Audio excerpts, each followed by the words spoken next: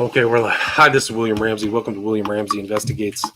Today, I have a very special guest, somebody who I was interviewed by and also kind of looked into his stuff. His name is Mo Bedard, and his website is GnosticWarrior.com. He's done a lot of great interviews, and I reached out to him. A lot of similar interest to me and some of the names that I'm familiar with. And I could tell that because when he interviewed me, he asked me those questions. But also, he's kind of been a researcher for at least a decade on these topics as well. So I was just asked him on the show. I was delighted that he said yes, and just going to kind of pick his brain about his background and what got him interested in this material. So Mo Bedard, are you there? I'm here. Awesome. Thank you for having me on the show. Great. Well, awesome. Well, thanks. I'm delighted that you agreed to it. For people who may not have heard of your stuff or your website, I mean, you just did a great interview with Sean Stone talking about the Satanic World Order. Can you talk just kind of where you got started, your interests, what led you to start doing these research? When we talked before, you had talked to Leo Zagami 10 years ago, and you've kind of been around some of these characters who've been in the alternate media. So that's a long-winded question, but if you could just go into that, that'd be great. Sure. To be honest, it started with me looking into the world. Something was wrong with it, and conspiracy. And that led me to who most people find when they go down the rabbit hole is Alex Jones, the kind of the gatekeeper or the guy that's been going for the last 15 years. And I got turned on to Alex Jones. InfoWars was interested because of all the revelations that he was revealing. And I actually started writing for InfoWars in the beginning as a guest author. And I wrote a few hard-hitting posts. One was the China one baby policy, and them also using aborted babies in soup. And that got a lot of traction. And the guys at InfoWars, the editors, liked what I was doing. And the next post I did actually caused a lot of havoc in my life. And it was the CIA putting toxins and poisons into the drug supply and importing it into the United States. And I did a big, 3,000 word post with links and, thinking, hey, I got this stuff. I know what's going on. I was researching, I think it was, I forget who it was, but anyways, he died of a cocaine overdose. But I found when I researched the autopsy that there was another drug that was in him. And this drug that I researched was actually linked to being put in the cocaine supply. And then that led me to the CIA. Within a day, I had guys going by my house. I was living in a house in Temecula at 5 acres. I was doing well in my business. So I had time to actually research this type of stuff. And that's when they started coming by my house. And then Alex Jones and InfoWars, they didn't have me on anymore. I submitted more articles. And that kind of led me to, hey, something's going on here. Alex Jones might be some type of gatekeeper. But I still listened to him and was following the research. And one of the things that he had said one day is, about his family being, the founders of the country and going back several hundred years. And then he had members of his family that were in the CIA. So it all made sense. And then it made me research my family. And I started studying my last name, Bedard, and realized my last name was changed. It wasn't always Bedard. We came from Montreal, Quebec, Canada into the United States, my parents, but they actually came from France, my ancestors. And that led me to Paris and also getting a DNA test. And then that led me down the rabbit hole of finding out who I was and the history of my family. And that tied me into the occult and researching, mystical Christianity and Freemasonry and stuff like that. So, when I studied my name, I realized that I was connected to several people that were in the church at one time. And one of those was Saint Bedard, Saint Bedard. He's actually the father of English history. He was a priest back in the time, in I believe the 7th century. They were in England, and they were converting the Celtic tribes at that time, the Picts, the Angles, all these different tribes, and they were trying to get them into the fold of the church. So I researched that, and from there, that led me to Paris and my family being in France. So there was this connection from Britain and the UK and France from the very beginning with the Catholic Church, because they had missionaries who are working with one another. So if you study that time in history, you'll understand it. And they eventually helped found the University of Sorbonne, which was a Catholic stronghold for the priesthood. And that was up until King Henry VIII had a dispute with the Pope at the time and the priesthood. And actually, one of my ancestors at the time, who was the leader, the principal essentially of the College of Sorbonne. And he was eventually, because of the disagreement, he was banished. And they did the dissolution of the monasteries at that time in England. So that's when King Henry VIII basically claimed himself as the leader of the church. And they killed a bunch of the priests, and they took over all the monasteries. And I found out about all this stuff. So that's kind of where it all started. And that's that history in a nutshell. Right. So it goes way back. So your family goes way back. Lots of history, bringing up to the current day. And then you started doing interviews and kind of alternate media decade ago, 2 decades ago. And you've I'd say 13 years ago.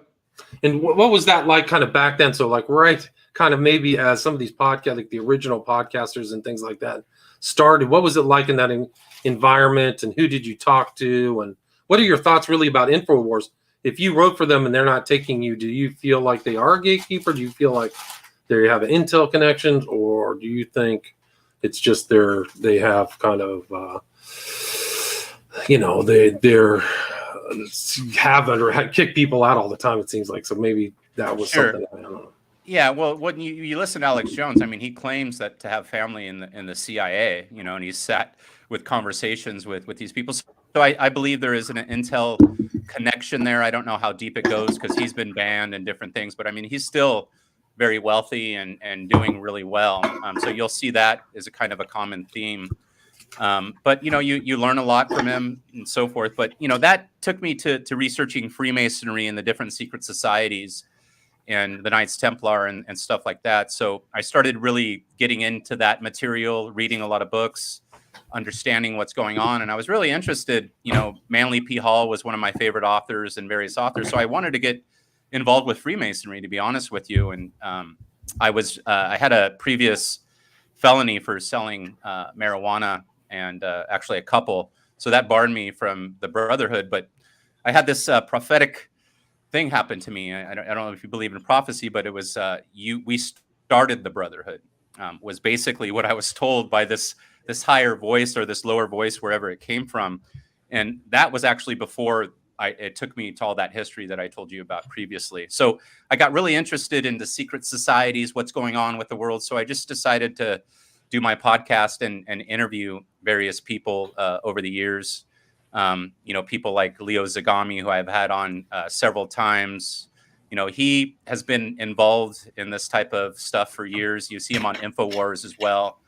Definitely an insider, P2 Freemason, I believe, at the very beginning. He's a member of various orders.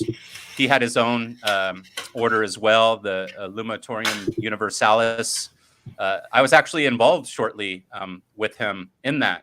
And it was, to me, more like a kind of a bogus type of thing, because I ended up finding out that there was people in his order that were selling knighthoods to people in Italy. And I think it was for 5,000. And so I'm researching all this stuff, and they ended up getting busted by the Carbonari, the police there. Wow. And when I had brought that up, it was like he shut me down, like, hey, just shut up and look elsewhere, kind of thing. And I was like, wait a second. Yeah, and then I was supposed to meet. Go ahead. Doesn't he make the claim that he's part of Propaganda Due or the P2 Lodge? Yeah, so he claims that, again, that he's not part of that anymore, but that he was.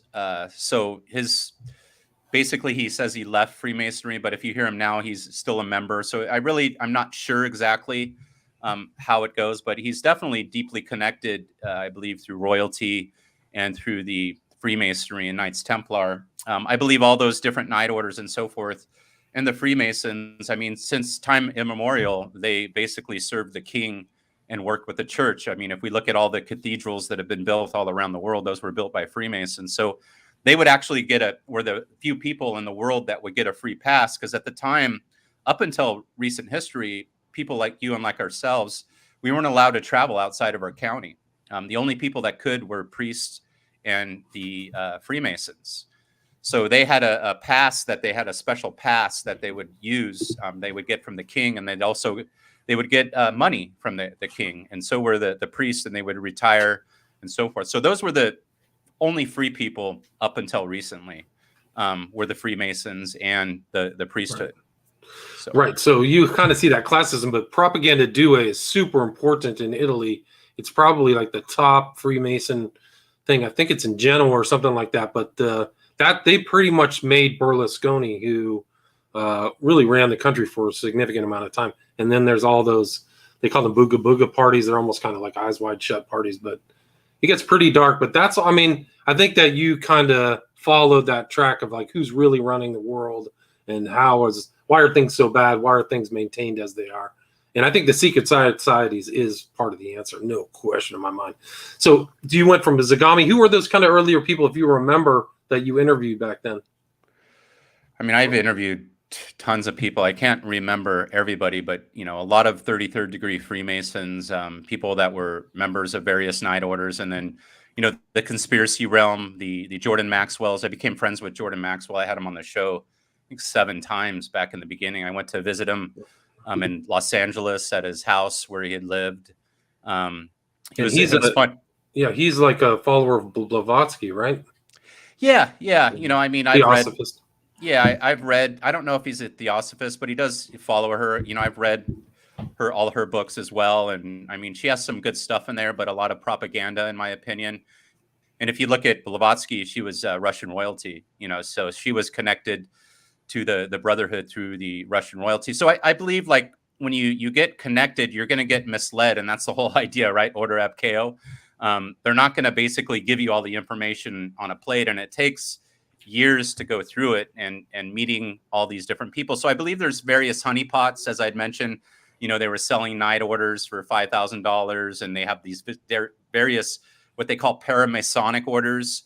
And those are, the OTO and different things. And, it's like a pyramid structure, and all these other orders, I believe they're like honeypots. And, they do recruit various people and they carry out missions. I don't believe for the top, but they will do nefarious things. And I believe also, of course, we have the intelligence agencies that are involved in, the United States. So I believe it's all interconnected. They overlap with those secret societies too. A lot of those guys are in secret society. Correct. I mean, there's, mafia as well. It's no joke when you get into it. I've had I had a fallout with Leo. I have no bad things against him now, I understand. And I actually could have been easily killed. And for some reason I wasn't, but I had a fallout where I actually ended up telling him off. And, within a day, my door got broken down after that event, and all my laptops, all my research, my safe got stolen. And it was in the middle of the day in Carlsbad, California. Carlsbad, California is one of the least crime statistics cities in all of San Diego County. And yeah, my door got wealthiest too, right? One of the wealthiest. One of the wealthiest. I had a house overlooking the ocean. Was doing not really well. My business was going down at that time because I was so stuck in the rabbit hole in the research. And in any event, we went for a walk in the day. My wife and 2 children, 12:30 or something in the day, and then came back. It was just like a 30-minute walk, and our door was completely it wasn't just kicked in; it was completely smashed. Like they used a battering ram to get through it.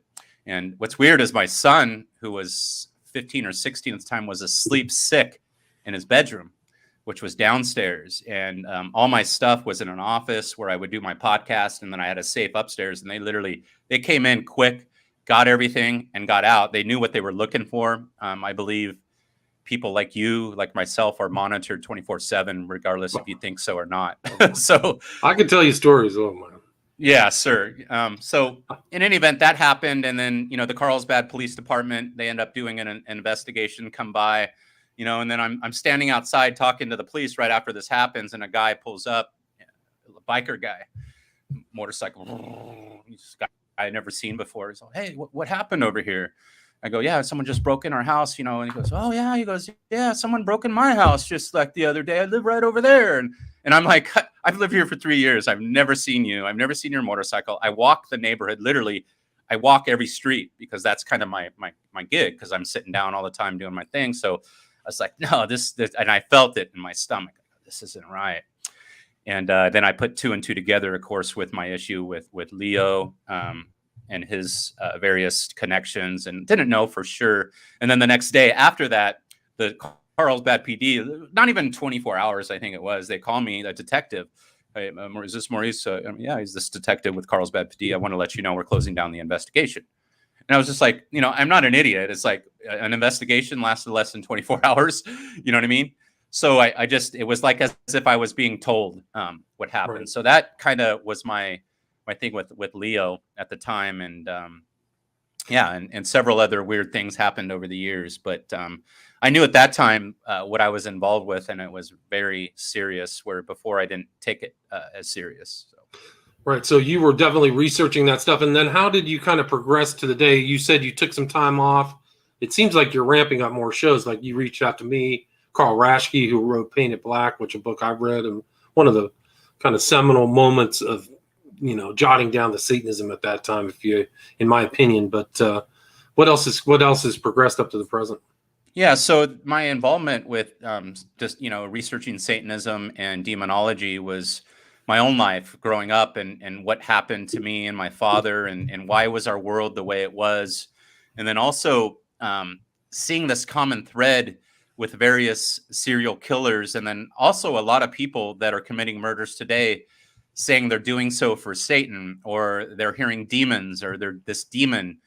Going back to Berkowitz, the son of Sam, we have Richard Ramirez. I mean, countless serial murders that were involved in the occult. Richard Ramirez was a member of the Church of Satan. He went up to San Francisco and shook Anton LaVey's hand. Shortly after that, he started his murder spree.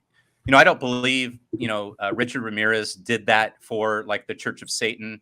But it's obvious. And then you'll hear when you research into this, it's the same thing, satanic panic, and that's really the calling card of the Satanists to divert from people. Because, they'll make claims to the Christians, these people that, guys wearing a shirt, with Iron Maid on it, he's a Satanist. So, but when you look into the research, there's a lot of people that are involved in the occult or Satanism, demonology and so forth that commit murders and crimes. And a lot of these people are even not involved in any occult order, and they're doing it almost on a daily basis. You could Google, murder and Satan, or murder and demons, and you'll find a plethora of various killers and murderers. So this led me down the path of just studying this and what went on. And then you'll find the common theme. You'll come across Aleister Crowley.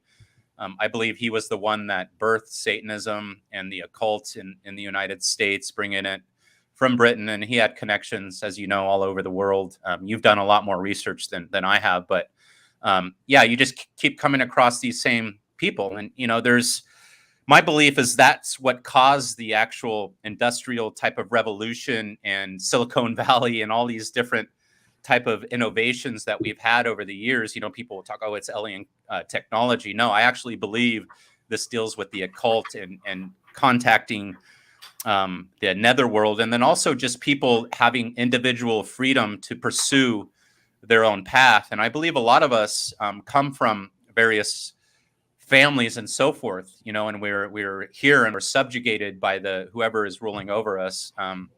But that's kind of how I believe the United States was formed. And if you look at the founding fathers, they were all Freemasons, and the occult symbology in Washington. Right. New Atlantis. A lot of guys talk about it as the New Atlantis. A lot of people have written books about that. I think it goes back to actually Bacon, who I've done a show on Francis Bacon called The New World and New Atlantis.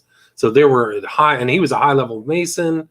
I mean, Bacon was a really important character. I actually had a guest on my show who said Bacon was the smartest person who ever lived, which is a pretty bold statement, but he was involved in so much Shakespeare, occultism, supporting the Queen, just all kinds of crazy stuff. But they definitely had occultism thoughts there before the U.S. Was really formed as a country in 1776. Correct. And, and I believe a lot of these guys were, close to the royal court. Francis Bacon, you have John Dee, they were magicians. And I believe this goes back, if you talk to David Livingstone recently, and he's a great researcher. And one of the best. Yeah, my research actually takes my family back to Babylon and Crete and what they call it Atlantis, which I actually believe is the island of Crete. And I've written about the island of Crete many times, and they had various sorcerers there at the time. They weren't called Jews back then. It was the tribe of Judah comes from Mount Ida, and they were called the Idumeans on Crete. So, that kind of just took me down the rabbit hole. So I believe it's in my blood, this type of stuff. So I feel, Plato had said all learning is remembering. And I believe a lot of us we're tapping into these memories, and then also, of course, researching the current events that are going on. But I believe people, even like yourself, William, we have this attraction, this magnetic attraction to this, because we have a family history in it, whether good and bad. And I think my family did both, and I'm a Christian, I'm a Gnostic as well, but I'm not scared to study the occult or Satanism or demonology and with an open eye, and then be reasonable about everything. But as far as what they do and everything that has happened, I've never been attracted to any of it, from the Church of Satan to the OTO. I could have been involved, and I knew people, and they just turned me off. I was just like, these guys are idiots, and what they talk about and what they do, and all the sexual perversity and different things. I was just like, it's terrible. And yeah, I don't either. I've never felt that either. And people say like I'm sympathetic or I'm promoting cruelty, but I'm really not. I'm exposing them. I've never practiced the occult. Consciously, I've grown up in a society who is pervaded with occultism, but I've never practiced the occult. But I mean, once you really start studying, like I'm sure you do, but you realize we're swimming in occultism. It's all over the place. Would you agree with that? I agree. And let's clarify that, because there's the studiers of the occult, which I believe are people like yourself, myself, David Livingstone, trying to understand the world that we live in, to get to the truth, get to the light. And then there's occultists, and an occultist is to hide. These are the Satanists. These are the people in politics. These are the people that are actively knowing what is going on, and then they're misleading people for their own gain. So these people a lot of them are Satanists, even when they don't know it, they are. And a real occultist is actually almost like a spy or a private eye, and he's trying to hide things from people like ourselves, as opposed to us. We're occult researchers. And then, of course, we're going to interview various people that might be involved, because we want to have an understanding and give them the podium, and then, try to understand where they're coming from. So I've had all those different. I've had the Church of Satan, various priests on my podcast. Mark Passio, I've had on my podcast. So I understand it. I've read not all their literature, but a majority of it to understand what's going on. So the occultist is someone who hides and actively lies for his personal gain, or for the empire, or whoever it may be.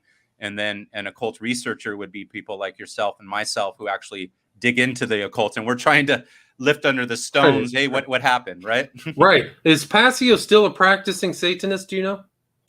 Definitely not. Okay, so no. he went through it. What was your, if you took Passio and some of the Church of Satan people together in your interviews, what did you learn, or what did anything kind of pop out at you? Yeah, the Satanists are full of shit. They right. They lie a lot, because if you look at the tenets of Satanism, it's all about individualism and the self being a god, and doing what you need to do in order to forge your path in this world. And they don't believe in God. It's atheistic religion, and this is your time to make it and make your money and do what you need to do. You won't find anything that they advocate killing like in the Church of Satan, but you'll see various things that they do. It's in order to control people and control their minds. And if you look at Anton LaVey, he was involved, I believe, with the FBI and the Los Angeles Police Department and various things. So I look at a lot of these occult organizations, and their leaders are also honeypots. Again, I don't know 100%, but it seems like they are. So interesting. I'm glad you said that without me asking that question about mind control, because I found in my research across all these different groups, there's always the second element is the Satanism, and then controlling or manipulating peoples. In almost all of those religions, all those occult religions, OTO, ONA, Church of Set, Church of Satan, is this real mind control. You see those books of mind control are all in those. Damien Eccles, they all have these mind magic manipulation things. So it's interesting that you picked up on that as well. Yeah, I believe if you look at our culture here in the United States, and I believe in all in the West, it's all about mind control from the media. It's from Washington. All these guys are involved in Satanism, even though if they don't know it. I believe a lot of our politicians are Satanists, even though they're not a member of the Church of Satan. They're all involved in actively mind controlling the people below them. And if you look at it, a lot of them started out like you and I. They were citizens and babies, and they went to elementary school. They're not members of any royal family or some occult thing. They just chose that path, and they're choosing that path of individuality and getting to their positions of power. And then they are finding out what's going on, but they're lying and actively lying so they can keep their positions and their power and their money. And they're really just people like you and I who have decided to take that path. So that is what caused me to write this Satanic State of America, and what I believe is how we're ruled. It's literally inverting us from day one, from birth, from school to everything else, from putting our material nature over our spiritual. So when you look at the pentagram is one of the oldest symbols in the world, and it goes back to Pythagorean brotherhood. They used to put the Christians, it wasn't a cross, they would put a pentagram over their house to keep evil spirits, and it's the upright pentagram that I'm talking about. The inverted pentagram is the symbol of Satanists with the two horns up, right, like that, and that is basically matter over spirit as opposed to spirit over matter. And I've never been about that. I've been about the soul, my soul, and don't sell my soul out. But I take care of my body as well, and I realize the importance of the material world. That's what we work through. But the Satanist puts material over spirit, and that's really, the symbols are in Washington. If you look at it, and it's a powerful symbol. I don't. Have you ever been to Washington, D.C.? I lived there for 3 years. Wow. Yeah, I made it. I survived 3 years without. Good luck. Yeah, getting assassinated. Yeah. Well, I got out. I knew I was going to get out of there after the first year. I knew how corrupt it was. It was crazy. Yeah, I actually very dangerous too to be there. Yeah, if you're honest, if you adapt to it, you're fine. But it's really, it is a city. It is a city of its own nature, like the city of London or Vatican, and you either to adapt to its culture or you get out. Correct. Yeah, and that's when I realized something was going on there. I ended up going there and actually protesting at the Senate House, and this was involved to the banks and the various mortgages back in 2008, 2009. And I went to the Lincoln Memorial, and they have the body of water, and then they have the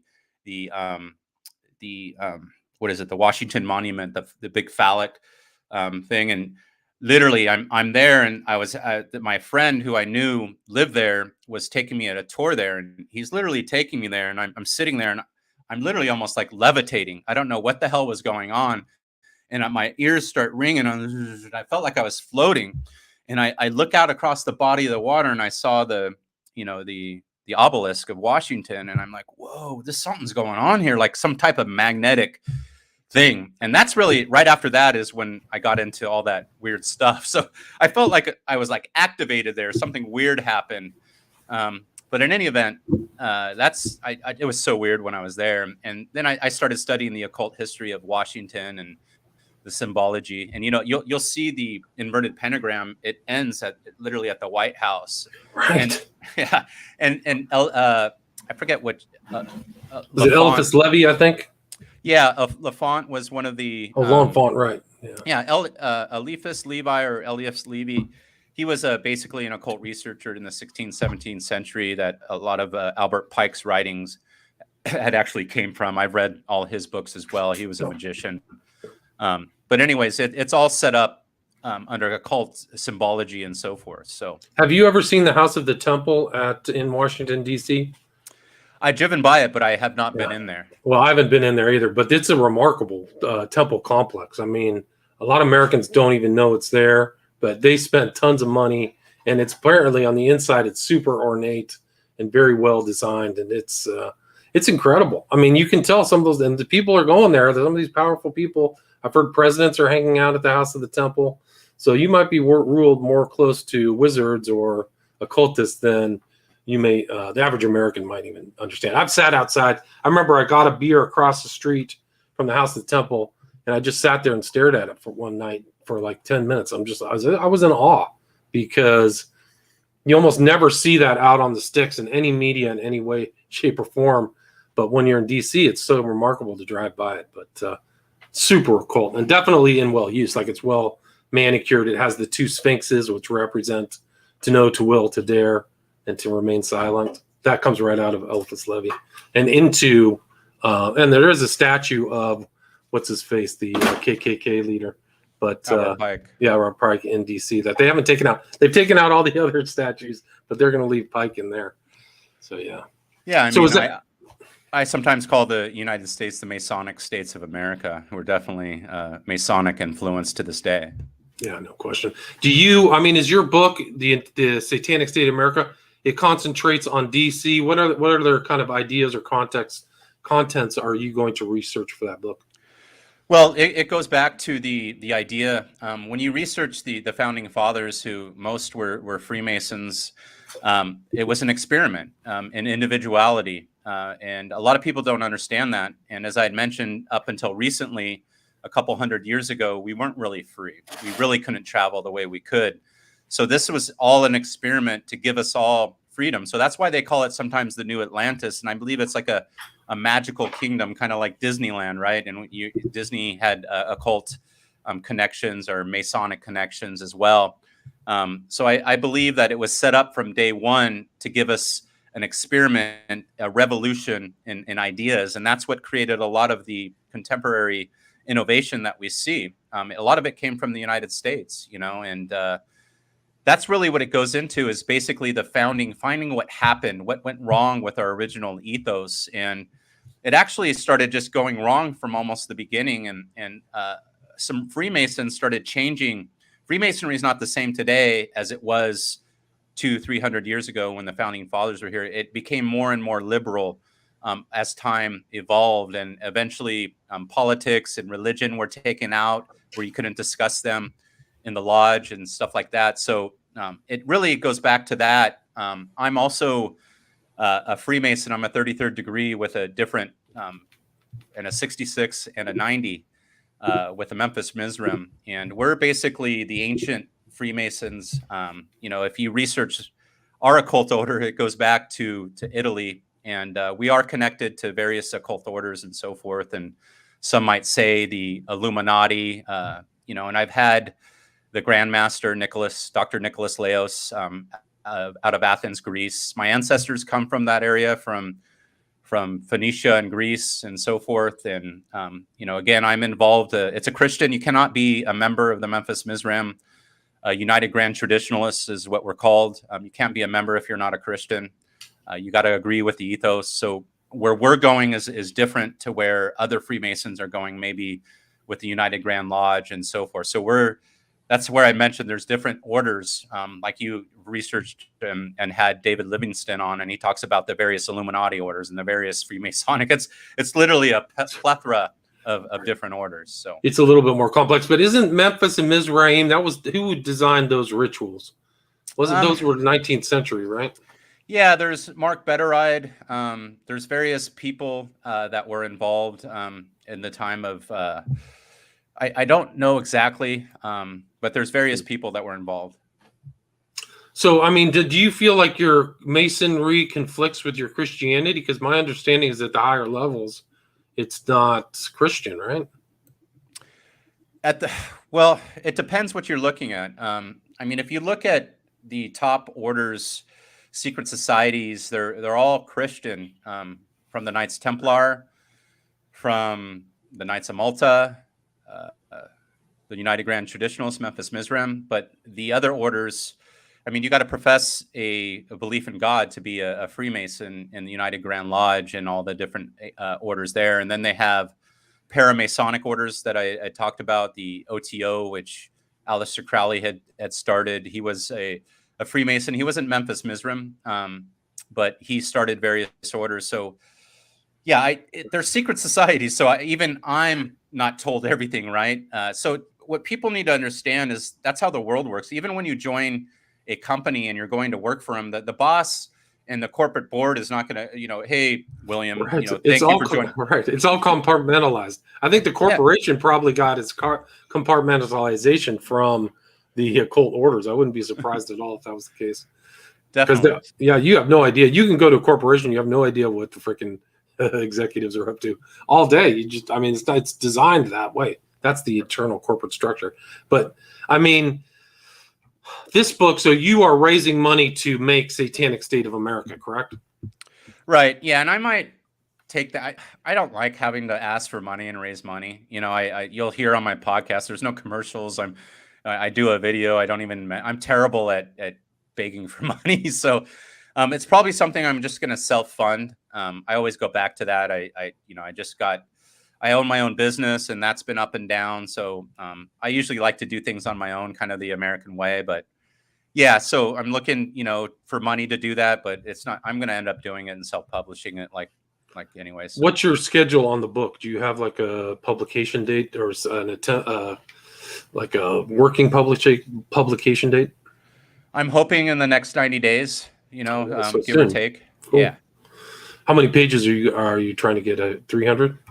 Yeah, about 300. I actually have most of it written. So I'm just, a lot of it is actually, as I mentioned, I have 10 or 12 years of archives on Gnostic Warrior. So I'm going through all that material and then adding some of it. So some of the new articles and different things that you might see on it, those are my attempts to kind of connect the dots from the founding fathers and, of course, to the recent events with the Church of Satan, the OTO, Aleister Crowley, and Richard Ramirez, and different things like that. So nice. Yeah, you talked with Alexander Dugan. That guy's has some interesting Crowley tie-ins to him too. Yeah, I've heard those. And I like, to be honest with you, I like Alexander Dugan, and I like what he has to say. I agree actually with a lot of what he had said and a lot of his material that I've read. I don't agree with a lot of his critics. So I try to take an open mind.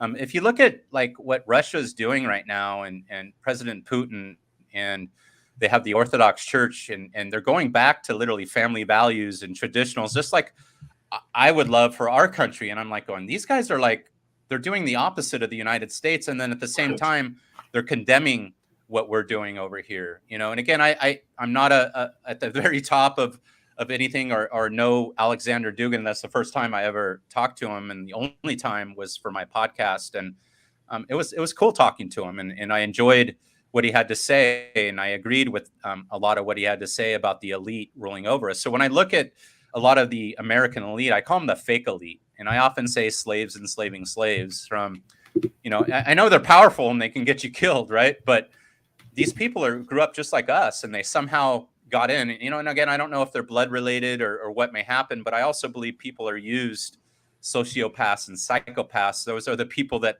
the honeypots, oh, this guy will be good for this. This guy will be good for this. Oh, this guy, Clinton, he'll be good for this, and they'll do what they need to do for themselves to get their money and make themselves powerful temporarily. And I believe it's all temporary. You don't go to the grave with your riches and your power is going to wane. And when you look at history, none of these people are ever remembered. They're always you have the Neros and the various people. Yeah. But for the most part, they just get wiped out when they're done. They're useful idiots. That's what I believe. A lot of the people in Washington are just useful idiots. And I'm hoping someday, and I think we're actually seeing it now, that we'll see a change of guard. And that's what people don't realize is times change, and so do political ways that people are ruled and powers get taken out. And I believe we're actually seeing that now. And I would believe that what I'm involved with would be a group that seeks to do that. So I'm not going to get involved with anything that's going to it's going to be dangerous. I know that. I know we're kind of all actors playing our part, but I'm carefully choosing my part. And I believe we're going to be the people that take out this fake elite and these people that have been screwing us. But it's a very, very dangerous time as well. I mean, I get sometimes scared of the articles I put out and the stuff because I have a family and I have kids, and there's a lot of rogue agents out there. So, yeah, it's interesting. Do you mind taking a few questions from the audience, Mo? No, not at all. Okay. There's a question here from Fire Pixie. She asked, in a larger sense, does there seem to be a plan to break the people who will not comply or go along with the narrative to make them feel like they're going crazy by the government? Yes, I think that's been happening since day one. And I believe there's a thing in the Bible, the wheat and the tares.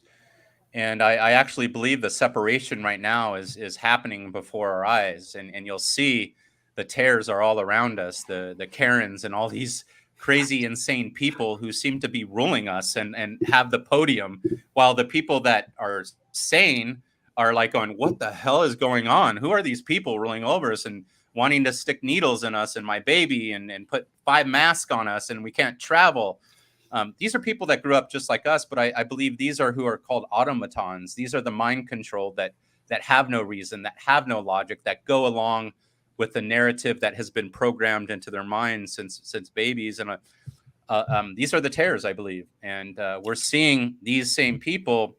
And it's funny as they're giving an option, to take the vaccine or not. And I know a lot of people, they're losing their jobs, but there's a lot of wheat that are saying, wait a second, no, you're not going to do that to me or my kids or my family. And I will quit this doctor job, or I will quit the law enforcement, or I will quit the military, because this is my body. And they're realizing that something's going wrong, especially when people are dropping dead. Right, so dropping dead. But they're alienating a large proportion of the population, which is a really bad thing to do politically. Very bad thing. Correct. Yeah, and I believe it's population control and then the culling of the herd. Yeah. It's a satanic principle. Mo, I got to run. I mean, we're at 41 minutes. Where's the best place for people if they want to support your book and to reach out and talk to you and also listen to your podcast? Yeah, just go to GnosticWarrior.com. GNOSTIC is how you spell Gnostic, warrior.com. It's the best place to find me. And you can find that. And then there's this little subset you can see on YouTube here, Satanic State of America. But yeah, it looks like an interesting book. Definitely would love to have you back on once that gets published. Yeah, I'll send you a free copy. I love it. That would be great. And you've had some really interesting guests. I listened to the one with Rashke. That was a really good interview. So people can go back and look at your whole suite of podcasts. It's archive. Yeah, that's a better word. But yeah. Mo, thank you so much for your time. Really appreciate it. Again, I'll put Gnostic Warrior in the show notes. And again, it's Mo Bedard, Bedard of the Gnostic Warrior. Thanks so much for your time. You're welcome. Thank you, William. Take care. God bless. Take care. All right. God bless.